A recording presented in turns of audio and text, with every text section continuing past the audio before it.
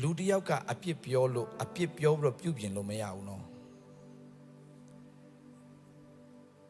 အမျိုးသမီးတွေတော်တော်များများသူတို့ယောက်ျားတွေကိုအယံပြောင်းလဲစေချင်တယ်ဒါပေမဲ့ကျမ်းစာထဲမှာကျွန်တော်လိုက်ကြည့်တဲ့အခါမှာဘယ်အမျိုးသမီးမှအမျိုးသားကိုပြောင်းလဲအောင်လုပ်ခဲ့လို့မရဘူး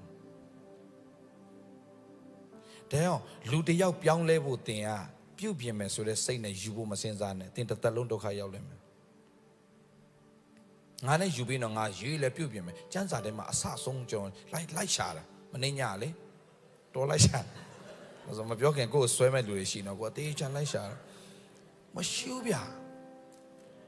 ဧတတာတော့သွားတွေ့တယ်ဧတတာကလည်းပဲ तू ကဘယင်ကြီးကိုသွားပြီးပြုပြင်ပြောင်းလဲတာမဟုတ်ဘူးဖယားက तू ဒီဘယင်ကြီးကိုပြုပြင်ပြောင်းလဲပေးလိုက်တယ်ဧတတာပြောင်းလို့မရဘူး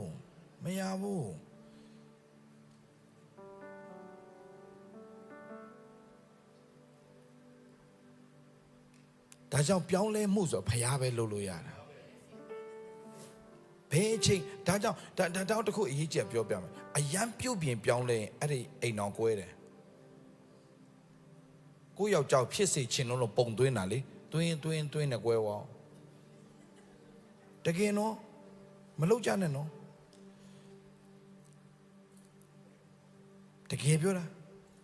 ယောက်ျားလည်းဒီတိုင်းပဲကိုမိန်းမဖြစ်စေချင်လို့ပုံသွင်းနဲ့ဟိုကကြောင်တောင်ဖြစ်သွားမိန်းမယောက်ျားကိုအယားပြုတ်ပြင်လုံးရင်ဘာဖြစ်လဲကွဲတယ်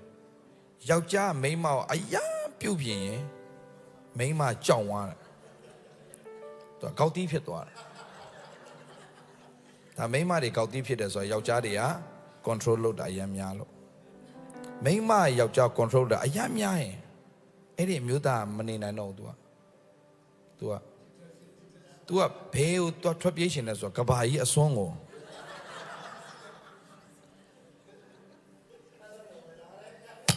ဟုတ်တယ်ခင်ဗျအဲ့လိုပဲ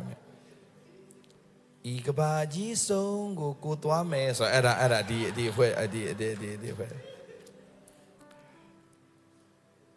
ဆိုပြုပြင်လို့ရတာမဟုတ်ဘူးဖျားပဲပြုပြင်လို့ရတဲ့အတွက်ကြောင့်စိတ်ချလက်ချကိုသားသမီးလည်းဒီတိုင်းမှာပဲနော်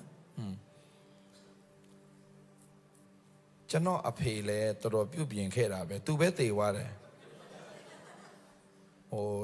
ကျွန်တော်အမမပြောင်းလဲခဲ့ဘူး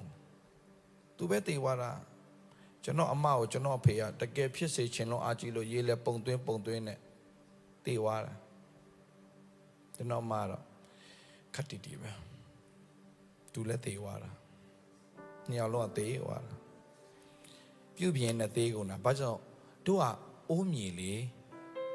အိုးမြေချင်းရရှောက်ပြုတ်ပြင်တော့ကွဲဖို့ပဲရှိတာပေါ့အိုးထိန်လက်တဲ့အတိုင်တော့အကောင်းဆုံးဖြစ်တာပေါ့မဲ့တင်စိတ်ချမှာဖရာသခင်တင့်တော့အကောင်းဆုံးလုပ်ပေးနေတယ်ဆိုတာစိတ်ချတတ်ဖို့လိုတယ်ဒီနေ့ကျွန်တော်ဘာကြောင့်